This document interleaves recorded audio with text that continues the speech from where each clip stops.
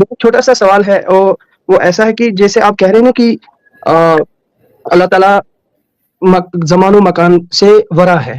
جی حدیث پاک میں جو آیا ہے کہ رسول اللہ صلی اللہ علیہ وسلم نے فرمایا ہے کہ یہ تہجد کے ٹائم پہ اللہ تعالیٰ آسمان اولا پہ آتے ہیں.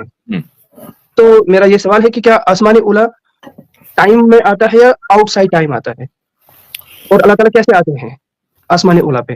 اور پھر ندا آتی ہے کہ اگر کسی کو کوئی حاجت ہوگی، ہے کوئی جس کو حاجت ہوگی ہم اس کی حاجت کو روا کریں گے ایٹسٹرا. امت مسلمہ کا یہ متفقہ موقف ہے کہ خدا کی صفات ہماری صفات سے مختلف ہیں. ہم اللہ کا فعل ہمارے فعل سے الگ ہے. ہم کوئی کام کریں گے اور اللہ کوئی کام کرے گا، زمین آسمان کا اس میں فرق ہے. یہ امت مسلمہ کا متفقہ فیصلہ ہے. اسی وجہ سے یہ کہا جاتا ہے. اب یہاں خدا کا آنا، اس کی دو انٹرپریٹیشن ہو گئی اس اتفاق کے بعد. یہاں ایک انٹرپریٹیشن یہ ہوئی کہ خدا کے آنے اور ہمارے آنے میں فرق ہے. ہمارا جو نزول ہے، یعنی ہم اتریں گے اگر کہیں، تو ہمارا اترنا زمان اور مکان میں ہوگا. وہ کسی نہ کسی ٹائم میں ہوگا، وہ کسی نہ کسی اسپیس میں ہوگا.